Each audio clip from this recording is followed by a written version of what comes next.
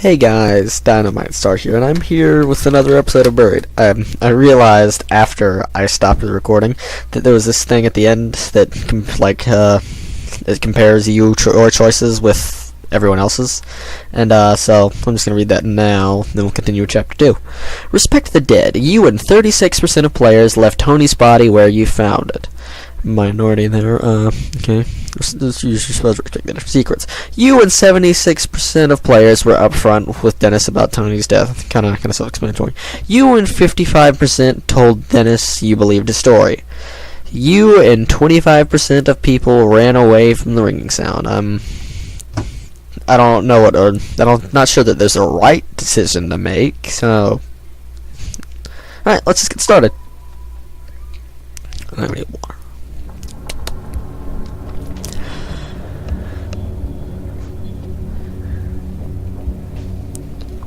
We are standing on the thin platform of what looks like a fancy subway. The rails look well used, but not old. There are small overhead lights that are very dim, as if they are running on emergency power. The dim overhead lights are a blessing, but the size of the place makes me feel vulnerable. Staring ahead, the tunnel seems to be endless. It's almost dizzying. But there's a small light further ahead, and then a space that breaks the monotony of the tunnel's curved surface. Another platform, maybe. Let's get his opinion on it.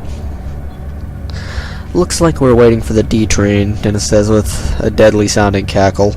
Cackle? Also, the ringing noise is louder down here. It's much more solid now, and there's some other sound. Something like the faint hum of machinery. What's your take on this, boss? You think we're safe here? Dennis asks. Not at all. This is what I think to myself, but I don't want to let Dennis see that I'm rattled. While he seems to be limping along much better than when we first stumbled into this place, he's still in rough shape. I'm leading him here, and I probably should make him feel better, more confident in that.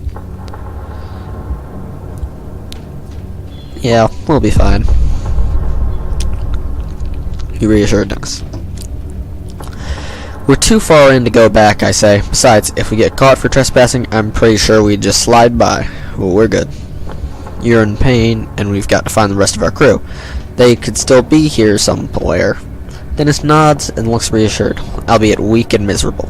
From the looks of it, we can go either left or right.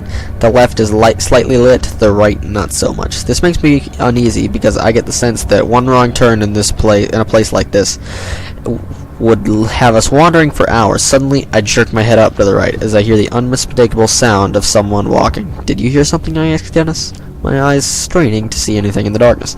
Not sure, he says. Maybe it's kind of sounded like footsteps. In a moment, I wait a moment, but the sound doesn't come again. So those are our options. To the left are flickering lights, indicating that we'll at least be able to see. There's also a hum of machinery, indicating a sign of life. To the right is just darkness, but we also heard footsteps in that direction. Yeah, eeny meeny miny moe, can I take her myself if I don't like eeny meeny miny about this one. We decided to go into the darkness. If there's anyone here, they're worth speaking to. Right it is. Let's continue. I'm really enjoying this so far. It's pretty cool. Haven't seen something like this before. Is that dirt on my screen? No, it's just part of the game. Don't close out. As we leave the glow of electric lights, things instantly started to feel a bit more sinister. I look at Dennis's injuries again. The gash along his side is inflamed now, and while the bleeding seems to have stopped, the amount that is soaked into his shirt and his pants and shirt is beyond alarming. How much further can you walk? I ask him. Can you keep going? Yes, Dennis says. Let's walk into the deep, dark tunnel that has no business being here. He's right. The darkness we find ourselves feels thick, like walking in syrup. Syrup? Whatever. I am reminded of the fear that I felt as a child when I had to go into the basement to fetch tools for my dad. I was sure there were snakes or spiders or monsters of unimaginable horror lurking down there. I feel the same way here, walking through the tunnel. That's when I see a human figure far back in the tunnel, silhouetted in the faint light at the end. He's standing on some other platform up ahead, and slightly can't see us. It looks like he might be holding a gun, but it's too dark to be sure. Well, we're not supposed to be here, and he looks like he might be holding a gun. Why take the risk? Stay quiet. This person might be dangerous. Dennis, I whisper. Don't move. Be quiet. We watch as the figure looks back and forth down the tunnel. It's unclear if he's looking for something or if he is just as lost as we are. But he can't see us in the dark, and after a moment, the figure rushes away through a door. "Why didn't you say anything?" Dennis asked with a stuck tone. "Maybe we could have gotten some answers. I don't want to reveal ourselves to anyone who looks like they might have a gun until I know more about where we are." See? My character agrees with me. The main character, the protagonist. Now we're in. It looks like exactly like a subway tunnel, if you've ever been in one. As we head further into the tunnel, we reach another platform. There's lights coming from the platform, but like the overhead lights, they are dim, red emergency lights. I start to wonder if the explosion at the logging site caused a power outage in this place. Whatever this place is. The ringing noise that I originally thought was in my head is getting louder. I'm thinking to start some sort of alarm. I yawned. Sorry. When we come to the large open area ahead in the tunnel, it further resembles a subway station. As much as I try to ignore the reality, it's undeniable. We have stumbled into some sort of high-tech transportation system that is buried beneath the forests of Kentucky.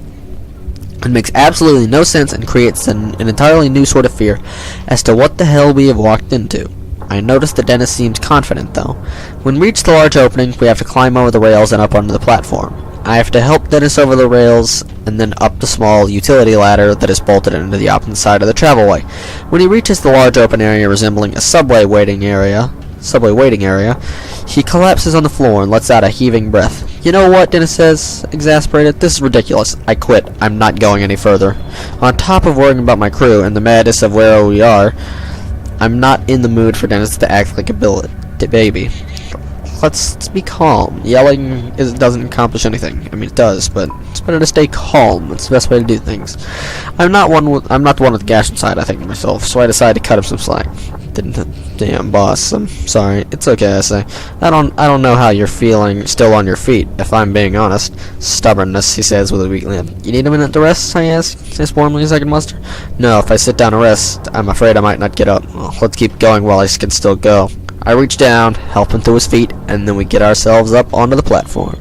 Right in front of us, there's an entrance to a long hallway exiting the platform area. It's at this point that I realize these red emergency lights might be on for someone else who is actually supposed to be here. Like the guy I saw earlier, standing out on the platform. Well, I was quiet before. Why would I stop being quiet? I'm still not sure if I want to alert anyone to the fact that there are strangers in this place. And the thought of hearing a scream, even my own scream, in this empty place is too much to bear. The emergency lights continue to flicker overhead, casting a sick sort of pinkish light on everything. My mind is racing with what sort of place this might be. It's obvious that it's meant to be a secret. And if it is supposed to be a secret and there was a power outage recently, maybe most everyone has been evacuated. But then why was that one person still here? This thought does nothing to make me feel any better as we walk towards the platform exit. We step inside and it seems just as empty as every other place we've come through. We're standing inside a hallway that looks surreal for a moment. I don't know what that word means. Let's continue. Seems this game is something. It's good. I like it. But I'm not sure why. This game is very unique. The hallway reminds me of a hospital wing, but there's something not quite right about it. It's the first clean and tidy area I've seen since coming into the woods. It looks like it was recently in use, despite the dim emergency lights overhead. There are chairs against the walls and the floors look well cleaned. As to the walls, the ringing noise is definitely coming from here, and a small flashing red light along the ceiling seems to flash along with it. A flashing red light would flash, yes. That ringing noise is an alarm, I say, if only to confirm my own thought. But for what? Dennis asked, and then he asked the question that has been on my mind since we fell in that hole. What the hell is this place? We exchange a look that speaks volumes. We reach the end of the hallway and hear a sound like a large metallic grinding. This is followed by a clicking noise and then the unmistakable noise of a generator kicking on. Clicking noise.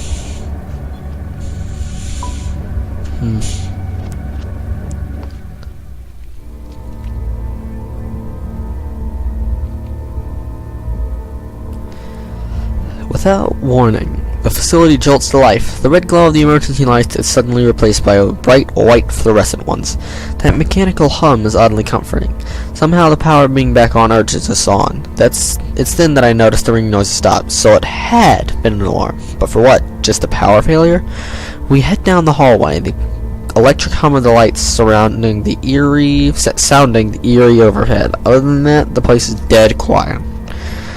The hall is about 100 feet long with two main doors. One door opens onto a large room that looks like a conference room with a whiteboard and papers strewn about. Across the hallway, another door looks like a laboratory of some sorts. Dennis slumps against the wall in defeat and lets out a serious grounding chuckle. Something funny, I ask, as a dark and brooding panic starts to grip me. Dennis just keeps chuckling as he slides it down the floor. I'm just going to sit here while you look around, he says. There's a look in his eyes that reminds me far too much of a dead animal on the side of the road. I wouldn't know about anything in the lab, so... No, let's go in the lab. Let's go in the lab.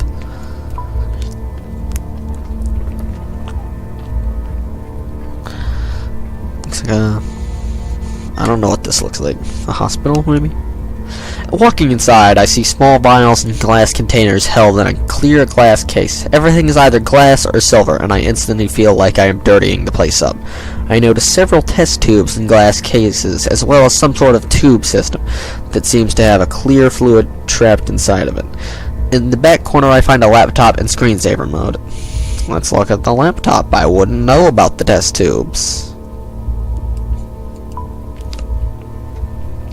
I hit the enter key and the plain gray background pops up. There are several icons and folders to choose from. I choose a folder that is I click a folder labeled Test 1.5 Ethos. A few documents are filled with formulas and names I mostly don't understand, but there are some things that are easy to understand, things that make my blood go cold. Subject number 6, cause of death, embolism or aneurysm, or both. I don't know what either of those are. Ideas for new delivery mode, spherical liquid. Excuse me? Induced comatose state, first TerraCore Co. Possible plutonium supplier. Oh, it's a company. Look at the test tubes. I can't help but check out the test tubes. They're all filled with varying green and light blue fluids. One of them looks to have some sort of glowing dirt resting in the bottom of it. Another holds what looks like a grasshopper submerged in liquid, only it's the strangest grasshopper I've ever seen. At first it looks like it's expanding and contracting like a blowfish, and then it contracts so much that it vanishes completely. As I look closer, it springs back into existence in a completely different test tube, and I'm embarrassed when I actually jump back. Hey, that's a scary thing. Yeah, grasshoppers are terrifying. I take another look around the lab, trying to piece together what might have been taking place here. I smell some sort of chemical in the air, and it makes me think that someone has used this lab recently. Outside in the hallway, I hear Dennis grunting. I head out of the room to see him still seated on the floor, but I don't get very far because as I exit, a man comes rushing around the corner with an automatic rifle in his hand. Well, I'm dead. Great.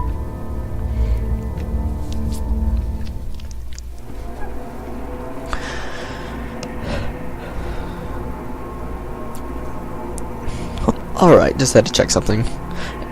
It's hard to look beyond his rifle, but the man is carrying it is young, with messy dark hair, like me. His hair is so pale that I wonder maybe he lives down here. He has the look of a guy who's been cooped up for a little too long. He doesn't seem like the kind of person I'd trust with a gun in a stressful situation. And he sees us in the doorway. He screams and brings the gun up. It is aimed directly at my head. Dennis jumps up and stands next to me, like he's ready to run for it. I recognize him by his height and build. He's the person I can barely see in the back of the tunnel. He's at the end of a hallway. Trying to attack isn't going to work because he's at the end of the hallway with an automatic rifle. Hold on. Alright guys, a terrifying monster attack. Deal with it. Right, now, where was I? Alright, he's at the end of the hallway with a gun. It's not gonna work well to try to attack for us, so let's surrender.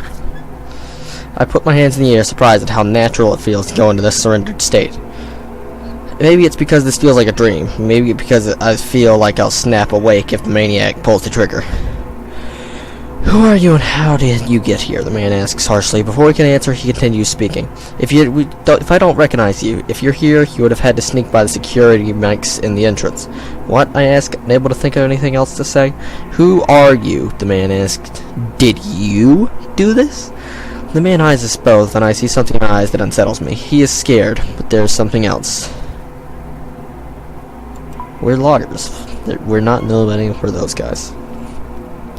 His eyes look distant for a minute, and then he says, bullshit. But for some reason, I'm pretty sure he knows I'm telling the truth. Someone knocked the power out. It's back on now. But if it was out long enough, well, we're gonna keep it shoveled. Was it you? Who sent you? Look, we don't know what you're talking about, Dennis says. Something happened out in the woods. Are you alone? Are there others with you? The armed man asks, thrusting the gun in my face. How the hell did we get in this situation, I think to myself. If we hadn't fallen into that hole, oh, you wouldn't be here. I'm really sure if we want to be giving this guy information. We don't know anything about him. Then again, he might have answers. We're looking for our crew. We have other crew members that we can't find, I say. The crew, he asks, seeming confused. If the man thinks we're nuts, there's no telling what he might do. The fact that he looks a little crazy himself makes the situation even hairier. But how do you get in here? We came in that way. The doors weren't locked. His impression calms a bit, but I'm still very aware of the gun that is leveled less than a foot away from my face. Why would I do that? That seems dumb. Really. You ask the man to calmly put the gun down. The only way I'm putting this rifle down is after I've blown your brains out, the man says. With that, he used the muzzle of the gun to flip my hard hat onto the floor. It's a childish move, a playground tactic at best, but it's sufficient to show me that he knows he's in control now. He then levels the rifle at Dennis, and I can only assume it's because his wounds make him appear to be the weaker of us. The man takes a shaky step forward. Dennis looks back and forth between the barrel of the gun and me, his eyes pleading for help. I'm gonna do that, obviously. Before I'm fully aware of what I'm doing, I step out in front of Dennis. The barrel of the rifle is nearly touching my chest now. Both Dennis and the man seem a little confused at my action, and I'm doing my best to swallow down my fear. I don't know what's going on here, I say, but we are here by mistake. Well, you had no business here, the man says, but now that the power's on, I think you might be too late anyway. For what? I ask. But he doesn't answer me. Instead, he steps forward and actually pushes me backwards with the end of his rifle. If the man then repeats the question he asked before, one that makes no sense and honestly makes me think he might be a little crazy. Who sent you? You assholes from the Pentagon? I'm not sure how to take this question. Is this guy joking? Yeah, I'm the president. Donald Trump forever.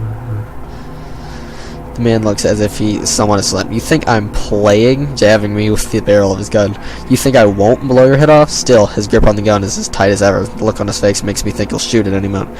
You both just stand still. Sooner or later, someone will come along and I'll turn you over. He thrusts the gun forward as if it has an abysmal bayonet on it. There's no need for that, I tell him. I have no guarantee that he won't pull the trigger. Look, Dennis says. We don't want any trouble. We're just as confused as you are. Then, in a movement so fast that I just about miss it, Dennis lunges forward. I have no idea how he's moving so fast. Just 30 seconds ago, I was worried about how close to death he looked. But now he's moving lightning fast, his left arm coming down on the barrel of the gun like a club. In the commotion, the man does pull the trigger. The booming noise is deafening, and there's a moment where I think I've been hit. It takes the clanging noise of the round tearing into the floor at my feet to help me realize that I have not been shot. I look to the floor and see where the shot missed my right leg by less than 3 inches. I'm paralyzed in shock for a moment, as Dennis and the man fight over possession of the rifle. There's a fire extinguisher on the wall I could use as a bludgeon. I don't know what the word is, but I might not have enough time to grab it before Dennis is overpowered. No, he is right there. Just beat him up. Dennis has the man pinned to the floor, but isn't strong enough to keep him down. As I fall to the floor to help, the barrel of the rifle swings right in front of my face, a reminder of how close I had come to being shot. On my knees now, I deliver a hard, stiff punch to the man's face. I don't punch someone often. Never really. I'm not usually the brawling type. Still, it is apparently effective. The man's head snaps back hard and his grip on the gun loosens. Dennis grabs the gun and falls to the floor, clearly winded and in pain. Our attacker is immobilized, and I can feel a shift in the situation. Yes, although he's basically harmless now, I feel the need to pummel him, a desire that builds with each second I look at him. Now let's beat him up. stress reliever. You keep hitting the man after he was down. I'm not sure where the anger comes from. It's probably been buried under the panic and exhaustion. But it comes in a series of punches, my fists flying as I kneel over him. My right hand smashes into his nose, drawing blood. My left clips his lower lip, busting it. No, I don't. No, that's not what I wanted to do. That's sort of like punch him, like give him a reminder that you're not in control of the situation. I didn't want to break his face. For the name of term. Roger, Dennis yells. What are you doing? He's defenseless now. Somewhere in the flurry of punches, I bust open his right eyebrow. Just the image of that in my head. I made the wrong choice there. That was the wrong choice. It's not until I see the multiple trails of crimson flowing and trickling down his face that I finally stop. I'd slightly embarrassed that I was unable to stop myself. Dennis instantly hands the rifle over to me, and I don't think I'd trust myself with the gun right now after doing that, but whatever. And I take it with shaking hands. I can't believe you stepped between me and that gun, Dennis says. He could have killed you. I was pretty sure he wouldn't, I say, although I had known no such thing. Still, thanks, man. That was some heroic stuff. You would have done the same, right? Dennis says nothing. His eyes look at the floor. I don't think you need to keep hitting him like that, Dennis says, still some trembling in his voice. I don't say anything. He's probably right, but it was just too much of a risk. What do we do now, boss? We've come this far and I want answers. I sense that Dennis does too. I walk over and pick up the hard hat off the floor after placing it on my head. I turn towards the man. We get no answers from the guy. No answers, the man manages to whisper, his eyes fluttering. Blood is all over his head and neck from where I let loose on him. Okay, let's move, I say, pointing the gun further down the hallway. We've come this far and I'm not going to let this guy stop us. We walk down the hallway until we come to the end. A single elevator waits for us. Its steel sliding doors larger than I didn't want to put the guy out of commission. I didn't want to kill him. It's not what I wanted to do. Can I undo that decision? No. I already made that. I need to think more about these decisions before I make them. That was the wrong decision.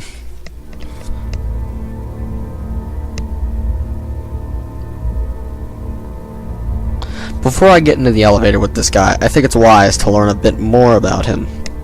I can tell it's making him uncomfortable for me to have the gun. What's your name, I asks. Marcus. And you work here? It's clear that he doesn't want to answer, but he gives us a little nod. Okay, I guess we're just taking it with us. We're looking for the rest of our crew. Any ideas where they might be? No, she says curtly, not bothering to elaborate. There's got to be some useful info we can get out of this guy. I just need to know how to dig for it. I need a first aid kit from my friend here. Where might I find one? Down on the second floor, he says, but we can't go down there. I would ask, why not? But what's down there that we can't go to? He looks at me like a minute again. You must be aware you're inside of a classified government facility, he says. It makes sense, but I want to doubt it. Well, as I mentioned earlier, I'm the president, so take me to the first aid kit. I can't. You don't have clearance. Hell, I barely have clearance. Then, seemingly to himself, he mutters, I make this place run. And not even a thank you. It's just a bunch of restricted access rooms that I'm only allowed to go into with the frickin' chaperone. I interrupt his monologue. We're going to that first aid kit. I could lose my job, he says, squinting through the blood where I'd bashed him over and over. I wonder for a moment what sort of trouble I could get him in for hitting a government employee, especially as hard as I did. Then again, we had come at us with a rifle. It makes me think that things have gone terribly wrong in this place, and the explosion in the woods or whatever the hell happened might be linked to it all. I need to convince him to take us to the second floor, but I'm not sure if it would be more productive to threaten him or ask for sympathy. There's no sympathy thing from him because I've already beaten the crap out of him, but I don't want to threaten him. No, he threatened us. Then again, he's already received it. Alright, he came at us with a gun, we beat him up. I think that calls us even, so I'm gonna start being nice. Look, I say, it hasn't been the best day. We're just trying to find out what's going on to find our crew, to survive. I know that this isn't a normal situation down here. It looks like all your protocols have been blown to hell. Can't you help us out? No. Oh, okay. He looks at me sternly, weighing his options. Okay, he says. Thank you, I say. With an untrusting stare, Marcus walks to the elevator door, approaching a small keypad by the door. He punches in a numerical code on the keypad, and we can hear a slight mechanical hum beyond the steel doors. After a few seconds of angry glances and frightened sneers from Marcus, the elevator arrives. The steel doors slide open with a whisper, revealing the interior.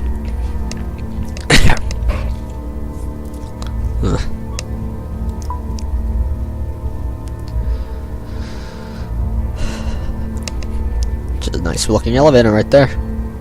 Click, click, button. It's exceptionally well lit and looks to be made of stainless steel. I half expect the thing to take off at the speed of light. There's another small keypad on the front right end by the right panel by the door with the options for 3 sub-level floors. Looks like this elevator doesn't go to the surface. So after we get a first aid kit for Dennis, how do we get out of here? We can't leave. Once the power came back on, the whole place was put on lockdown. What? I shout. Can't you override it? No, it's to prevent anything from getting out. I can't. We can't get out. We're stuck here. Dennis leans into the corner and almost falls onto the floor. The struggle for the rifle took a lot out of him. I can see that much in his face. Slowly we start to move down. The hum and grind of the car. We're not in a car. Car's motors fill the place. What can you do? No, that's antagonistic. So, are we stuck here forever? Marcus scowls at me. I think it's a fair question. It doesn't seem unreasonable to assume he won't be able to get us out. We'll find somebody with access codes, and they'll be begging me to figure out how to lift the lockdown. Those people think they're brilliant, but some of them can barely turn on their computers without help. The top coder in my class at MIT, and I'm stuck living underground helping idiots who don't trust me with keys. How big is this place? No, it's not important. Actually, it might be important. Might be important later. It's a government facility of the highest secrecy, a research facility. It goes 4 stories underground, and quite frankly, it scares the piss out of me that you two got in here so easily. Why is that? This is a Black Ops graveyard, he replies. Even the CIA doesn't know this place exists. Well, let's get him talking about himself, butter him up a little. I handle the IT work and make sure that the databases are up and running. It's a 24/7 job. I haven't seen the sunlight in almost a year. I wonder what's staying in a place like this for that long would do to someone's mind. I was recruited, he continues. Because of the workload, no one else wants this job.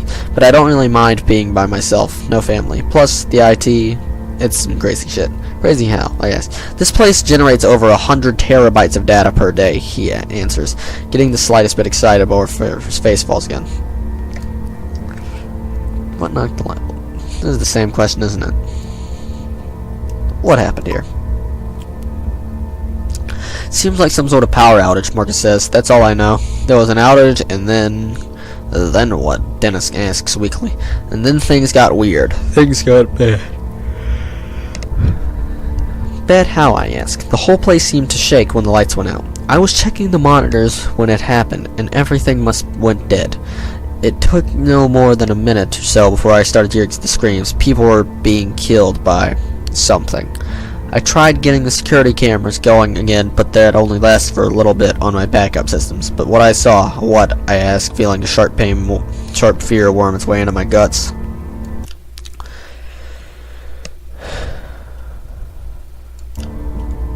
Well, what I saw on the screens for a little bit of time made no sense. It made me go get the gun from the emergency vault. I think whatever it is, it's still down there. Here. Hold on, I say. There's an emergency vault with a rifle in the same room as the security cameras in this place. In this place? Marcus gives me a grin that looks nearly insane. There are guns locked away in every room in this place. Just in case, you know. So we're still in danger here. That's a good question to ask, I guess.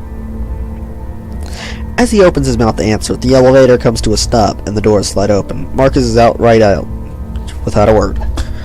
He makes his exit and heads directly for a glassed-in room that is filled with computer monitors and high-end equipment. Dennis and I file up behind him, trying to keep up. And as we do, one very alarming question runs through my head. What the hell kind of government facility keeps loaded guns and emergency vaults in every single room?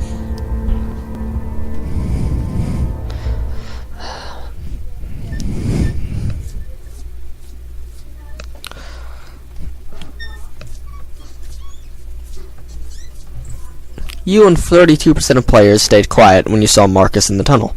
Selfless. You and 64 players stepped in front of Dennis to protect him from Marcus. Mercy. You and 35% of players kept hitting Marcus after he surrendered. Alright, now, that's the actual end of the video, so leave a like if you enjoyed, consider leaving a like. If you didn't like it, leave a dislike, but tell me what you didn't like, help me improve and stuff. Bye guys.